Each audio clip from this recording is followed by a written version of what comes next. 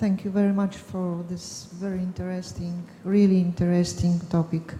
I would like to ask about the native breed. If you think that they are the place for the native or local breed in this perspective. Thank you. Yes, definitely there is a place for the native breeds, and maybe I have forgotten to mention that livestock is part of the biodiversity, is integral part of the biodiversity. And as you know, in our database, that is the domestic animal animal information system, the domestic animal diversity information system, we have 8,800 breeds in these, representing 40 species between monogastric and ruminants. So the livestock, the diversity of livestock is a crucial part, and the preservation and the management of the local genetic resources is a key and part of this, what I call the ecosystem services. This is part of that related to the local breeds that are providing not only services for the maintenance of the landscape, for many other services, and they are really contributing to the landscape that we have. So it's important that we maintain this genetic diversity. Others, I can't see any hands. It was interesting to listen to the poultry and learning from poultry that there seems to be a conflict sometimes, at least, between bioefficiency on one side and animal welfare on the other side. And it was quite interesting to hear from you, Buddy, that animal welfare is a priority. So what would be more important, the animal welfare or bioefficiency? If there's a conflict. Well, I covered the animal welfare from the animal health perspective. We think that the animal welfare is key for the animal health for the health of the animals, but also it was shown in many studies that the welfare of the animals have impact on the performance of the animals. So from the, let's say, from developing countries' perspective, the animal welfare is very important, not only to meet the consumers, but also as a means to improve the health of the animals and to improve the performance of the animals. I may stay on this topic. If you have a conflict, for example, and we're talking about layers, sorry I can't look at you, but if you have this conflict in layers, if there is a conflict between producing in a cage very efficiently, low mortality, that's what I heard on one side, and having the animal outside, free range, what is the priority for FAO? What are you supporting? It's difficult. It's a difficult question. Maybe I will respond with a glass of wine. I think we at FAO, our main client are small-scale producers. And by definition, small-scale producers have small farms. And it's easier to manage small farms than the big farms that Rudy was referring to. Sure, I'll take the opportunity to comment on that as well. I think it also, that represents actually an important challenge for us as animal scientists, is to think beyond these. I think sometimes we think of that this is a constraint that prevents us from moving forward. Well, rather what that is, I think, is a challenge for us as scientists and developers to come up with smart solutions. So to say that we're going to have a production system which has high welfare but has problems with productivity such that it's not sustainable for the producer, of course this doesn't make any sense. And this is absolutely what animal scientists can do very well, is they can take, for example, something like a free-range a system for the hens and solve the challenge then of making sure that we have improved survival. So I think these are exactly the kind of things that we're equipped as a profession to do, and it's our job to get on and do it. But sorry, we have to be fair. When we go to free range as an example, we have to tell everybody that the price for the food will go up. And I think this is the dilemma. We have to feed millions of people, and they cannot afford to pay more. So we have to split it in two different sectors. Countries who can afford to pay for it, because I don't see the solution to breed animals, ruminants, pigs, chickens, which live in paradise and perform excellent. I make it extreme when I say live in paradise. It's a trade-off, and somebody has to pay for it. And what I learned, there is more people, they will demand for better food on an affordable price. And I think there is the conflict. Okay, I'm in a lucky position. We supply the organic sector and we supply the intensive sector. But I have no ideas how to cover this in other species. And rare species or indigenous, they are far behind in performance. Maybe crossbreeding is a solution, but it's so easy in chicken to do crossbreeding. How to run a crossbreeding program in cattle? But this means that we keep the chicken in cage as long as we're not able to feed the world. Is this then the answer to the question? As a scientist, you can answer like this, but the reality will tell you, take out the chickens from the cages. Here's one question. Thank you. I was just thinking about these chickens. Now, it seems that your numbers for mortality are fairly high. I'm doing research in Denmark, and mortality for organic chickens in Denmark is just about 5%, which is what you gave as a number for cage chickens. So do you think that there's an effect of, we as scientists, we like to believe that we know promoting the ideal system, etc., but actually very much of the improvements that occur by the producers. So the producers who can produce with low mortality stay in business, those that can't, leave it. It's easier to produce in cage systems low mortality. I think there's a wider range of mortality in more extensive systems. So do you believe that after a while the numbers you cited are going to decrease, the high numbers for extensive systems? No, it's clear.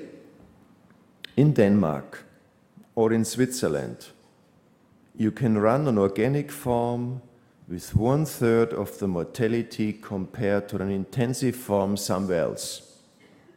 But on the other hand, I earned my money for more than 25 years not to say to the producer, you are too stupid to use my chickens. What you imply, more or less, the geneticist has to go to the farmer and tell the farmer, improve your husbandry system first, and then you get the privilege to buy my genetics. Good luck. Could be a problem, you're right. There's a question in the back.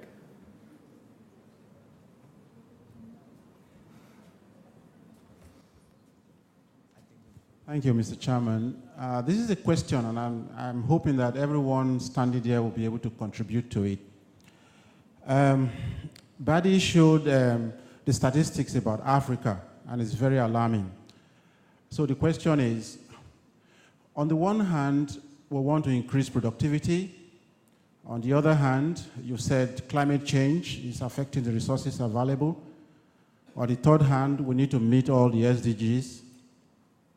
And we have policies that are saying we need to maintain we need to conserve our genetic resources, so use all the breeds.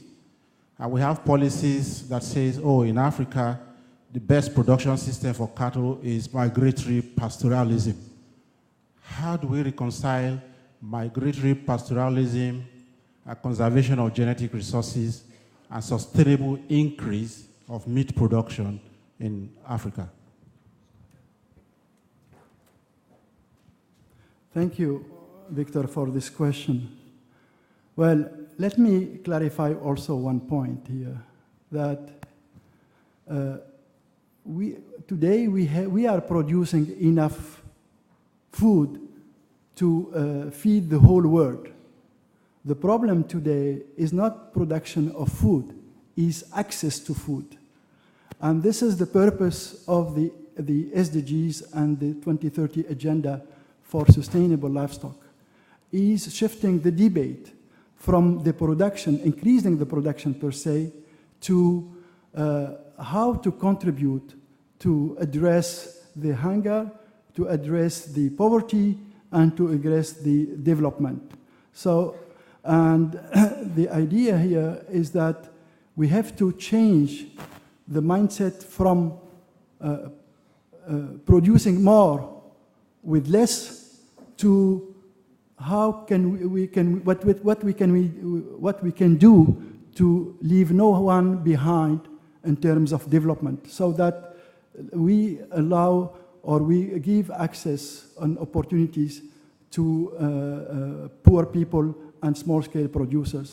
So we are looking at it from this angle, not from really, it's a shift.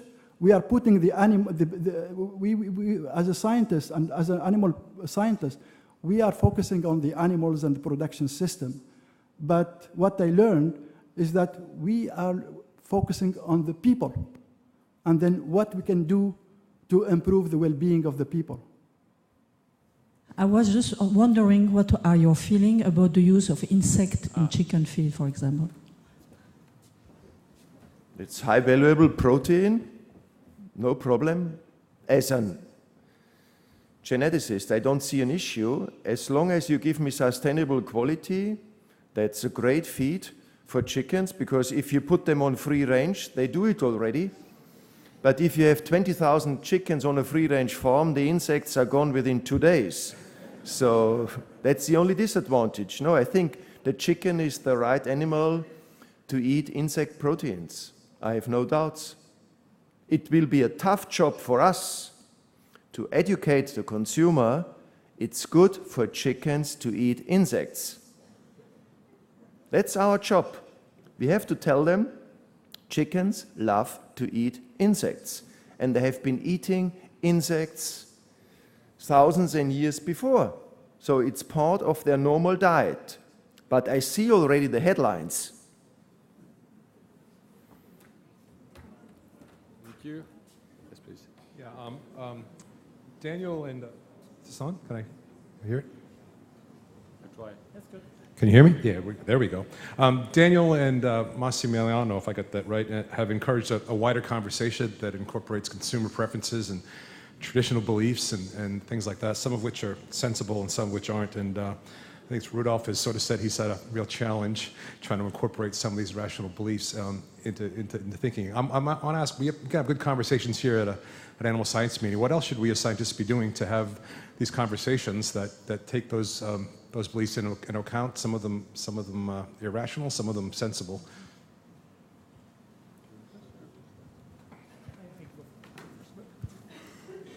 Well, as we talked together just before, my intention to highlight the fact that we had to think about a process, a non-linear process of transforming knowledge into a concrete, a relevant, a salient, a legitimate, and accurate knowledge for transforming attitudes and also our mind. The idea is to pay attention on the transformation, as in the thermodynamics, in which we are used to think about two states, the initial state and the final state of some material, but we have to taking to account the transformation, which sometimes is really unlinear, is it always chaotic in nature. So this kind of transformation needs always some time that should be spent into modulate and to convince people just by example, by transferring knowledge, relevant knowledge, and to progress this kind of process in terms of maintaining a high level of legitimate, because otherwise we can have strong drivers that do not last so much to see the final transformation of a robust and more resilient society, and left no one behind in the way we talk up to now. I would say 3 simple words: skepticism, but also humility, and a can-do attitude. So I think, just coming back to some of the themes that I said, so when I was first confronted with this idea of keeping cows and calves, I saw this as sort of this irrational sort of consumer request that ignored the fact that this was going to kill our cows and calves, and that it was bad for welfare anyways, because it would cause greater suffering when you eventually separated them. And with a bit of sort of humility and experience and skepticism, I learned that actually the claims about health were misguided or maybe at best unsubstantiated, and that actually some of the what I took to be this sort of undefeatable constraint about this increased issue of distress and separation, with a can-do attitude, a problem-solving attitude, I think that as smart animal scientists, we can actually come up with really good ways of managing complex systems. That won't necessarily be easy. It takes work. And to come back to this issue, it takes also a certain type of farmer too. I think it really depends what our dream is for agriculture. If we're sort of going for a lowest common denomination agriculture, or whether we sort of have the respect and confidence in our farmers to actually manage more complex systems too. There's a question in the back, and then there's a question in the front, and then we have to close the discussion. And you will be then the last one. Mr. Chairman, you did not allow the others to contribute to my former question. They so I'm going to ask. Permission. I'm going to rephrase it.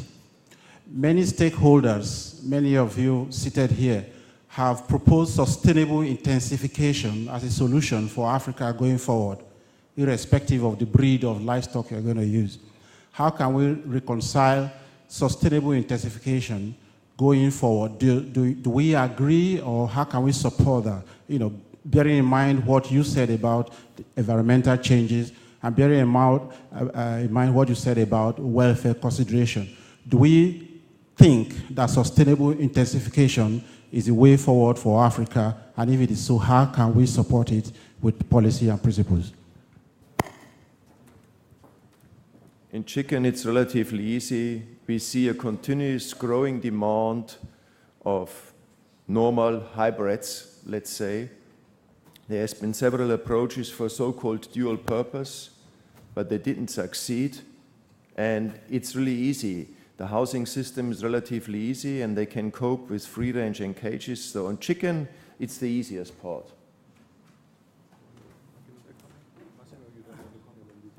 Yeah.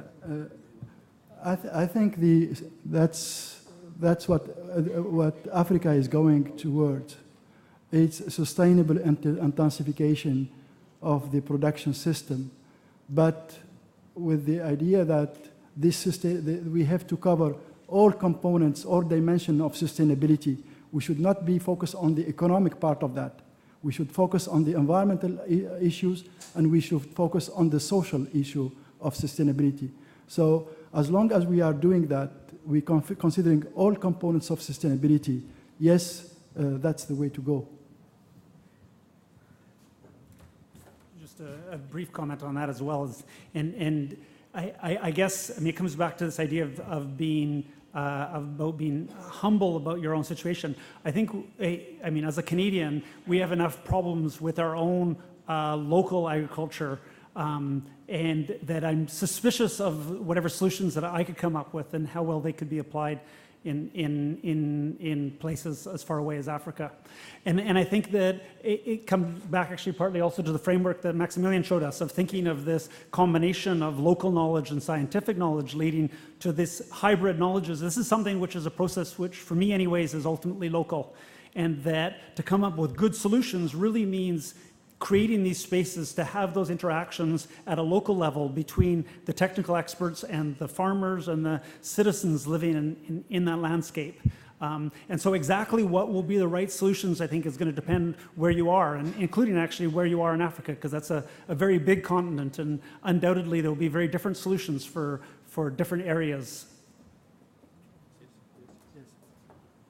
Yeah, I just wanted to add something. We need to distinguish intensification from large-scale production. You can have also intensification in small-scale production. So we need to distinguish the intensification and the industrialization. So these are two concepts that may not mean the same thing exactly. Thank you, buddy. Two more questions. One was here. Yes, please. We need a micro here and a micro there.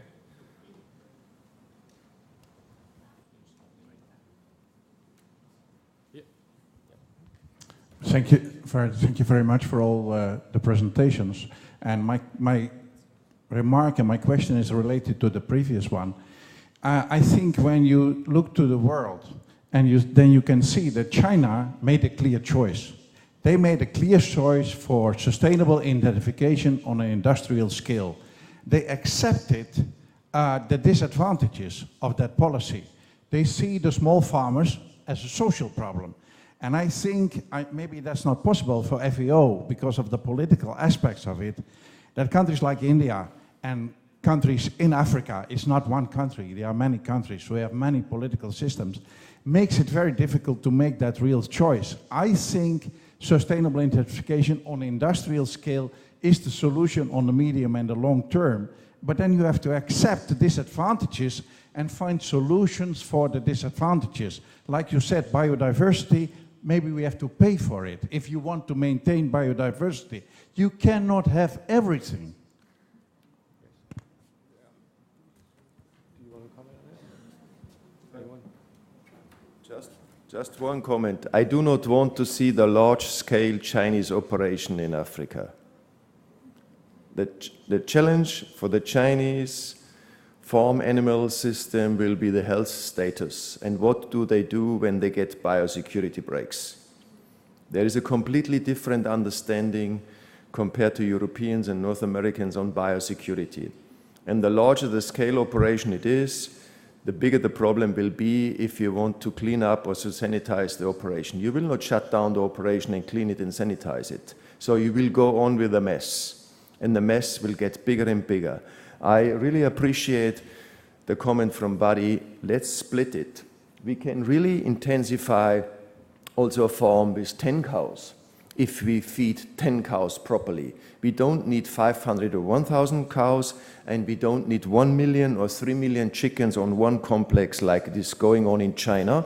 And what do we do with all the small farmers? Where do we move them? Sorry.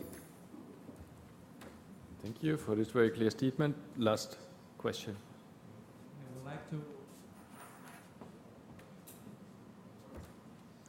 Hello. I would like to strengthen what you said before, using 30 seconds to tell a case study of the dairy production in Israel.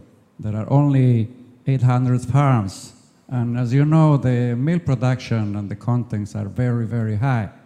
But still, the difference between the producer is enormous, is very high. They are very efficient and having more milk and more production and more money. And in the other side, very low results. Even that we have the same genetic and the same food and even the same weather. And everything is inside one little word that we call management. And this is the thing, you know, we have to realize that we are going to be busy trying to find people that would like to work in agriculture, and it's not easy. Thank you. That's fine. Thank you very much. It was a nice comment at the end. I want to thank the speakers for being here on the floor, for giving us very interesting, stimulating speeches, and making this plenary session a very, very successful. Thank you very much.